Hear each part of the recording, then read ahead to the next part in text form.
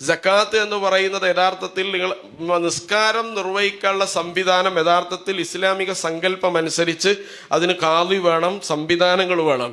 അപ്പോൾ നമ്മൾ നിസ്കാരത്തിന് കാളി ഇല്ലെങ്കിൽ കാളിനെ വെക്കും. അവിടെ കാതില്ലല്ലോ എന്ന് പറഞ്ഞ് മാറി നിൽക്കില്ല. രണ്ടാമത്തെ നമ്മൾ എന്ത് ചെയ്യും, മാസം റമദാൻ ഒന്നാണെന്ന് പ്രഖ്യാപിക്കണമെങ്കിൽ നിങ്ങൾക്കും എനിക്കും പ്രഖ്യാപിച്ചാൽ നാട്ടുകാർ അംഗീകരിക്കൂല. അതിനൊരു സംവിധാനം വേണം. ആ സംവിധാനം ഇവിടെ ഇല്ല എന്ന് കണ്ടിട്ട് നമ്മൾ മാറി നിന്നിട്ടില്ല, അതിന് സംവിധാനം ഉണ്ടാക്കി.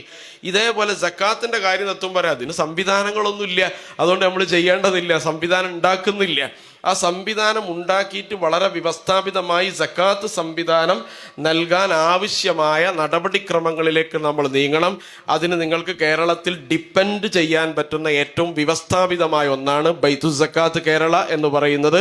ദൈവം തമ്പുരാൻ നിങ്ങളെല്ലാവരും ഈ ബൈത്തുൽ സക്കാത്ത് എന്ന് പറയുന്ന സംവിധാനത്തെക്കുറിച്ച് കൂടുതൽ പഠിക്കണം.